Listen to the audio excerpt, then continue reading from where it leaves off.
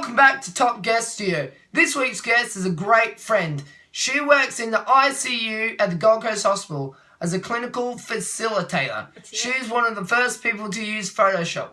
She's always supporting many great causes and events. And she's running in Sunday's Gold Coast Marathon. My great friend, Sally Latham. Thanks, Joe. Nice one. Excellent. Sally, I'm intrigued about Photoshop and your first job. Yep. Okay, so before I came to Australia, so I'm from the UK originally, I came to Australia about 20 years ago now, and before that I worked in for a casting directory which publishes, well, in those days they were massive books, like about this deep in photographs and a little bit of spiel about actors and actresses. So if you're an actor or an actress, you advertise in these books, and then casting directors or film directors will use those books to cast their movies or their plays and radio shows and things. So that's how, I don't know if anybody's ever wondered, that's how people find actors and actresses. They go through these books. It's called The Spotlight. And they had every actor and actress in the UK, and they had another book for the US in New York, and every actor and actress in North America in those books. So my job was to publish the photographs. Me and somebody else, we published the photographs, and we had to edit the photographs. And it was just at the beginning of the 90s when you didn't have Photoshop, and it had just come out. Photoshop had just come out. So before it came out, I had to use like a little paint set and retouch photographs. So if an actor gave me a photo, and it wasn't what they wanted it to look like, you know, nowadays you just scan it, don't you, and you use Photoshop. Well, in those days, I had to use like a little paintbrush with a little paint set and retouch them that way. And if it wasn't the right shape, I used to literally have to crop it with a scalpel. So that's what we did then. And then Photoshop came out, and I had to learn how to use that, and it was brilliant. And nobody else had seen it before, so I could make these birthday cards for people. I remember making a birthday card for Gareth, you know, my husband Gareth. As a racing car driver. I forget the name of the racing car driver now, but I put his face as a racing car driver, and he's like, how did you do that? That is incredible. He loved it. Yeah, but now we have Google and Wikipedia and we got to all search that for stuff. actors. Yep, that's it. Well, they still use it. Those Spotlight's still going, and that's how the casting directors search for them. So, because they can get their personal details, you know, and they know how to get in touch with them. Like if you Googled, say, you like Hugh Jackman, don't you? Yeah. So if you Google Hugh Jackman, you could you'd find him in Spotlight, and you work out what shows he's done and everything, and how to get in touch with him, and send him along for an audition. So that was that. That's what I used to do, Joe. So, Sally, now you are a nurse in the ICU. Yeah. What is your main role? Okay, so you're right, I'm a nurse in ICU. So when I came to Australia, I went to uni, because I've never been to uni in the UK, and I always wanted to go, and I did nursing. And I started off just in the medical wards, and then I did a training program in the ICU, and I've been in the ICU for probably about 10 years now. And I'm now what's called a clinical facilitator. So you know what the ICU is? It's like intensive care. Yeah. So there's lots of equipment and technical stuff going on. So it's quite difficult for some nursing staff, you know, well, for all nursing staff to learn that sort of equipment and the skills that you need as an ICU nurse. So I help teach people that kind of stuff, Joe. So is it pretty scary in the ICU? Oh, it can be scary, it can be sad, and it can also be very humbling, and it's a wonderful job. I really, really love it, and I work with some wonderful people. Yeah. It seems all the nurses there are always supporting good causes and events. Yes, we do. So we, like I say, we've got some wonderful nurses, doctors as well. There's a big team of us. Overall, there's about 150 nursing staff in our ICU, and then we've got probably about 30 doctors as well. So we're kind of like a really close family, because we do long shifts. So most of us work about 12-hour shifts. So we get to know each other really well. And you can imagine, because it's quite a stressful job sometimes, so we get to see the worst and the best of each other. And the good thing about nurses are that they're generally caring people. They don't go into that kind of job to make loads of money. So the reason they go into nursing is because they care about people. So it's not difficult to get a nurse motivated for a good cause. So your nurses, they did you guys raised money for breast cancer at Kingscliff Triathlon. That's it, we did. Yep. Yep. You know about that. Yes, and now you're supporting a really good cause. You're doing, your nurses are doing Flying to July, Let's Go for Joe. Your cause, Joe. Yes, my cause. Definitely, yeah. Everyone's so motivated to do that one as well. We've got, so you're right, we did Kingscliff. So we did like a relay triathlon, didn't we, down at Kingscliff. And we got age group teams. So I was in the over 40s, Joe. And then we had a 20s team who were all in their 20s and a 30s team. And we had a doctors team as well. And we competed against each other and we raised $3,000 for breast cancer, which was awesome. And we got loads of camaraderie going and just a really good banter going through the unit and everything. So when I saw your thing about the steps, you know, the Flying to July, I thought that would be an awesome idea. We'll get everyone doing that. Anyone can take part, and we've got, I think, so there's teams of 4 and we've got about 8 teams now, 8 or 9 teams. Yeah. And everyone's getting really into it and having a laugh about it. It's great. And so why did you take up running? Oh, good question. All right, so I wasn't that sporty before. So I used to, when I was in the UK, I was never sporty at all at school and playing as a kid because we didn't have computers and PlayStation, things like that when I was a kid. So I always used to play out on the street and that. So I was sporty in that way. I used to like playing tennis.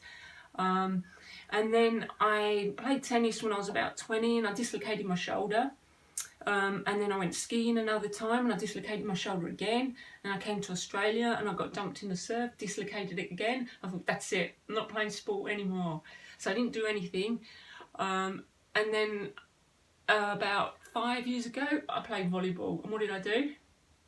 Dislocated my shoulder. Again. So I thought, I've got to do something about this. So I went and got some surgery done on it. And then after the surgery, I went to physio. And the physio that I was seeing was really good and motivated me into, because all I wanted to do after I'd had the surgery was get back to work and be able to do things that I could do before. But she kind of motivated me into doing something else. You know, she said, try swimming, so I went swimming. Tennis, I got really into tennis. And then she knew that I ran a bit and she said, you should do a marathon. And I was like, no, I'm not doing the marathon, no way. Because I'd only ever run like 5K. But then I thought, no, hang on, this will be something to aim for. So I thought I'll do the half marathon. So I aimed for the half marathon, trained for it. And then the year after I did marathon. And then I got back, because I've known your mum for years as well, because Neve, your sister, is friends with Charlotte, my daughter. And so we got more friendly through the running and everything. And I've just got motivated since then. So yeah, that's how I got into it and love it. So now you're doing the marathon on Sunday. Are you feeling good? I'm so nervous, Joe. You know what it's like. I'm so nervous, honestly, I'm scared. But I'm just listening to all the advice I'm getting.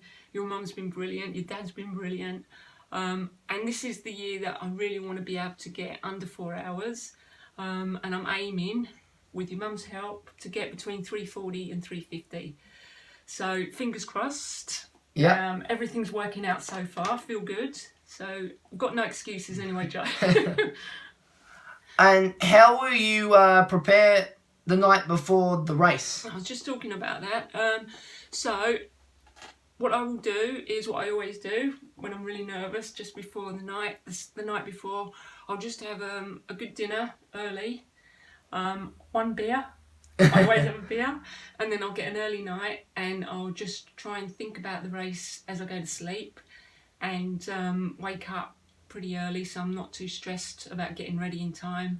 And then I'll be cranky with everybody because I always get a bit cranky. And then I'll get there and just go for it. And once I'm going, I'll be fine. I'll feel good after that, I think. And what will you eat for breakfast? Yeah, so I usually have wheat bix and a banana. But I'm going to try something different this time. I'm just going to have some peanut butter on toast this time. And hope it keeps my gut good. Yeah. So you have done a few Kingscliff Triathlons. Now, the last one, you raised money for breast cancer. Yep. It's a great community event, isn't it? It is. Wonderful, yeah. You've been down there before, haven't you? Yeah. And you're going to be ambassador. Yes. Is that right? I'll be doing some commentating down there. No way, that's brilliant. So, Yeah. so commentating after or? I'm commentating During? during the race for the little kids and for the Oh. big kids. That's so cool. And all the adults as well. Nice one, yeah. Kingscliff. As they come across the finish line. Oh, that's excellent. Yeah. Yeah. So when's that? When's? November. November. I think I'll be there then, Joe. Yeah. Yeah. No, Kingscliff is brilliant. I love it. It's I've done it 3 times. Did the sprint, then the Olympic, and then the relay one. And I love it because it's just a real community thing, isn't it? And it's nice. It's always a good time of year as well. And well, it's always been good when I've been down there anyway. I always enjoyed it. Yeah, excellent. Yeah, and it's for kids and families and even serious athletes. Yes, true. So that's a good thing about running, isn't it? And triathlon, you can compete. I don't know any other sport where you can compete with the elite level, can't you? So you always feel like you're the same part. You're part of the same thing. So yeah, that's why I love it too. Yeah. Yeah. So it's going to be pretty good down there. So I'm going to be commentating for the whole day. So it's going to... Are you going to dress up? I don't know. If I get nervous, I think I might. Yeah, put a mask on that. Yeah. It'll be hot though. Yeah.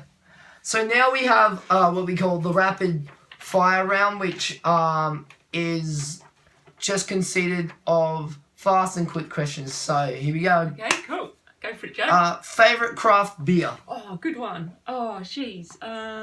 Rabbit. The White Rabbit one. Love it. Yeah. What sort of music do you listen to? Oh, that's a good one. So I like all sorts of music. I like pop, rock music. Musicals. You like musicals, don't Yes. you? I love musical theatre, like West Side Story. Yes. Oklahoma, all that kind of stuff. But mostly pop and rock music. Favorite cafe on the Gold Coast? Or I'd have to say Piccolo's because that's where my kids work. Do you have a pet? I do. Got 2 cats. Pants. Yeah. And Chloe. We called him Pants because Pants is a funny word in the UK, and he's 19 now, so we had him pretty much when I first came over here, and I thought it was funny to shout out into the backyard, Pants! What are your kids' names? Charlotte is my eldest, Yeah. and she's doing nursing and paramedicine at the moment at uni, and Sarah, so Charlotte's 19 and Sarah's 16. Yeah. I always wind her up, I pretend I get her birthday wrong. I say she's 15. She's like, I'm 16. So the kilometre mark you'll be able to look forward to passing on Sunday. Oh, gee, it's got to be the 42, isn't it? No, I reckon 35. If I can get past 35, then I'll know that it's coming near the end, and that's where the crowd picks up a bit. Hey, so they get you going, and I'll feel a lot better when I get to 35. And when you go around that bit, is it at Hope? Yeah, up that end. Once you get there. Yeah. Favourite meal after your race? Betty's Burgers. Oh. Do you like Betty's Burgers? Yeah. Do you think running in the marathon is cheating a bit for your team in the stepping challenge? That's what they say at work as well. But what do I say? I say, you want to do it? Come and do it. There's still spaces. You've got to register before Sunday. And your favourite chocolate bar? Oh, yeah. I love... I have a piece every night. It's like Old Gold, and it's got almonds. Almonds? Yeah. Sometimes I forget how to speak Australian. I don't know how to say it over here. Almonds. Anyway, it's got those nuts in it, Joe. Yeah. So, thank you for coming down to the show, Sally. Thank you, Joe. You made me feel like a superstar. Well, guys, that's all from me, and we'll see you next week for another great top guest studio video. Alright, guys. See you later. Bye.